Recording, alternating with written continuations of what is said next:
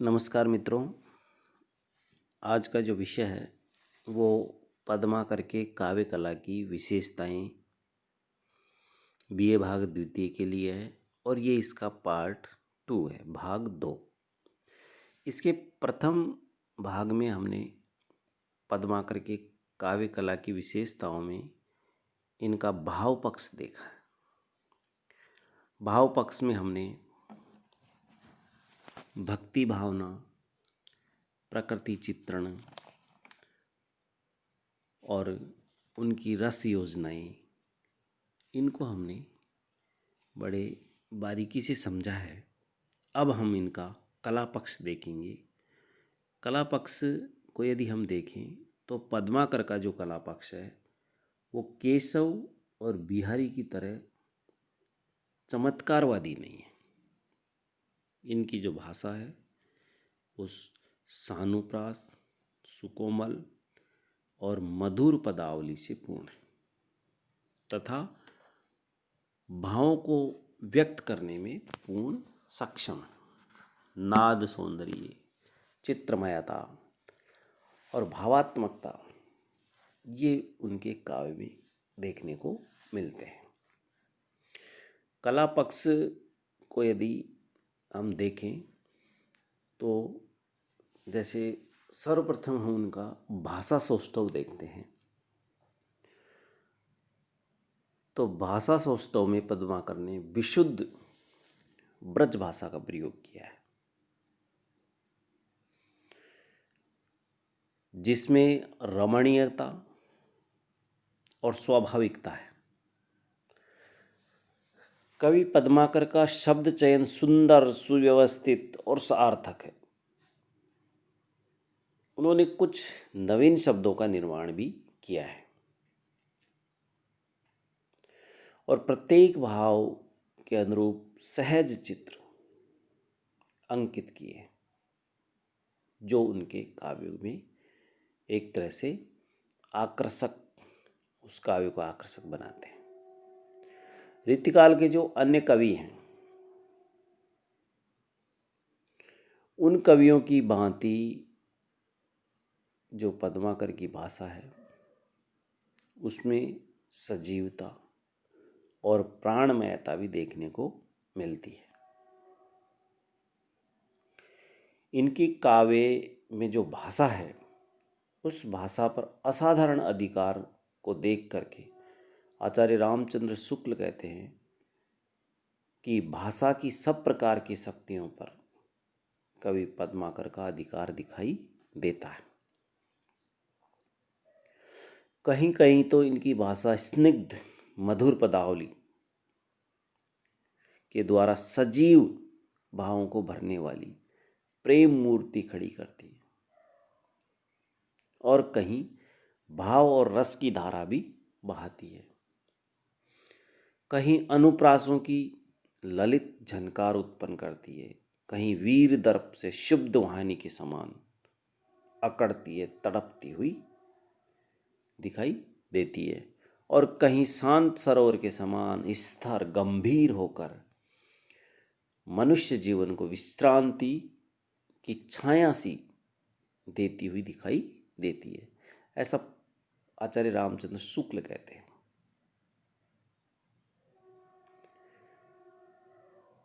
पद्माकर के काव्य की भाषा को यदि हम देखें तो उनमें सभी प्रकार की विशेषताएं देखने को मिलती हैं।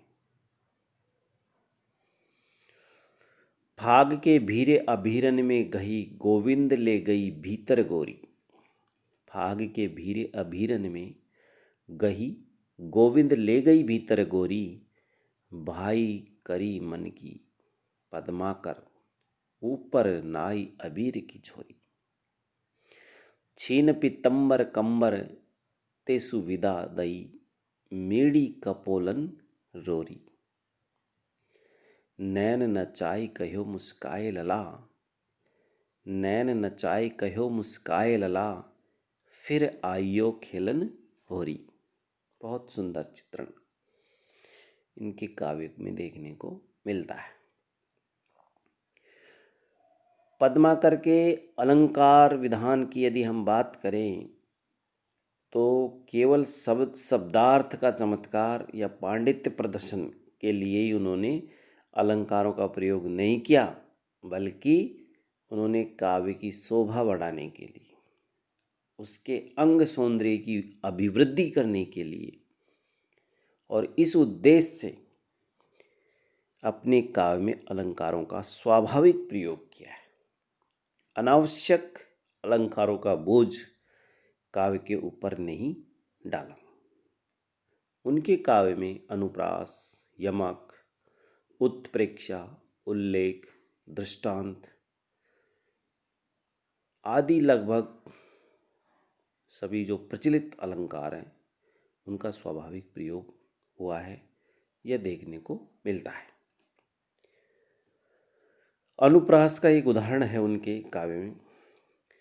पुच्छन के स्वच्छ जे तरछन को तुच्छ करे, कयो लच्छ लच्छ शुभ लक्षण लच्छे हैं, कहे पद माकर प्रताप नृप रच्छ ऐसे, तु रंग तत् तच्छ कवि दच्छन को दच्छे हैं, पच्छ बिन गच्छत न प्रचत अक्षरिंत में, अच्छ अव लच्छ कला कच्छन ने कच्चे हैं, कच्छी कच्छ वाह के विच्छन के बच्च पर, पच्छिन छलत उच्च उच्च लत अच्छे हैं।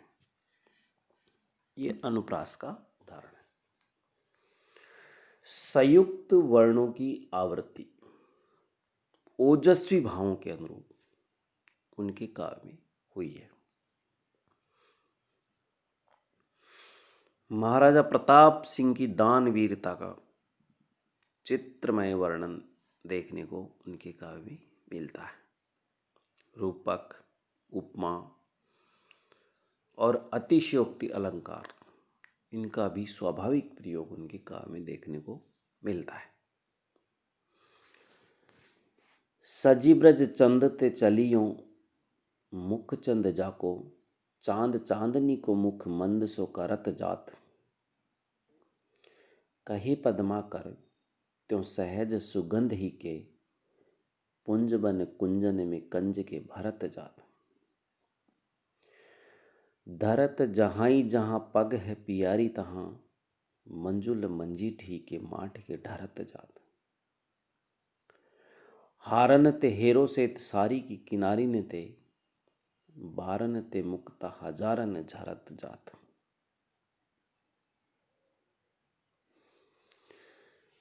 अलंकार सौंदर्य को लेकर के पद्माकर के ऊपर शुक्ल ने कहा है कि अनुप्रास इनका प्रिय अलंकार है। अनुप्रास के कारण इनके काव्य में प्रभाव, संगीतात्मकता तथा ध्वनि व चित्रमयता आ गई है। अनुप्रास के बाद कवि पद्माकर का जो प्रिय अलंकार है वह है यमक। अलंकारों का प्रयोग कवि ने किया, किंतु भावों को उत्कर्ष करने के लिए। केशव या बिहारी की तरह अलंकार को पाठक को मतलब इनके जो अलंकार है वो पाठक को शब्द जाल में नहीं फंसाते, वरन उन्हें भावों की अनुभूति कराते।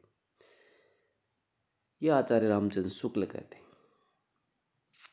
तो इनके इस कथन से स्पष्ट हो जाता है कि पद्माकर के काव्य में अलंकारों की जो प्रधानता है या अलंकारों का जो प्रयोग हुआ है वो सहज है, स्वाभाविक है। पाठक को अलंकारों का आनंद देने के लिए है, न कि उनको शब्दों के जाल में फंसाने के लिए। अतः पद्माकर का जो अलंकार सौंदर्य है वो सहज है, स्वाभाविक है, आकर्षक है। छंद योजना को यदि हम इनके काव्य में देखें तो पद्माकर के काव्य में छंदों का भी सहज और सुंदर प्रयोग हुआ है।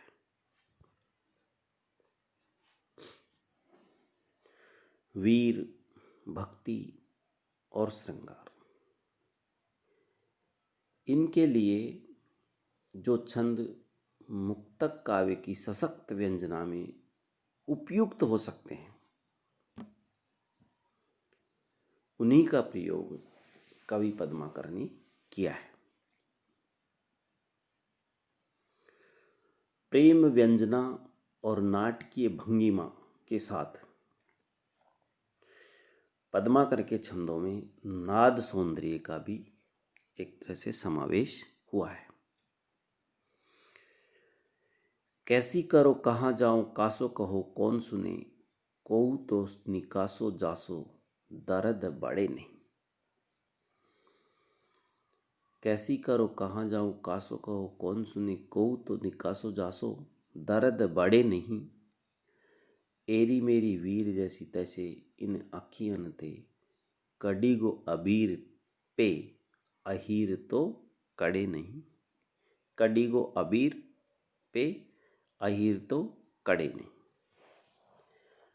पद्माकर ने सवैया और कवित्व का प्रयोग अधिकतर किया है।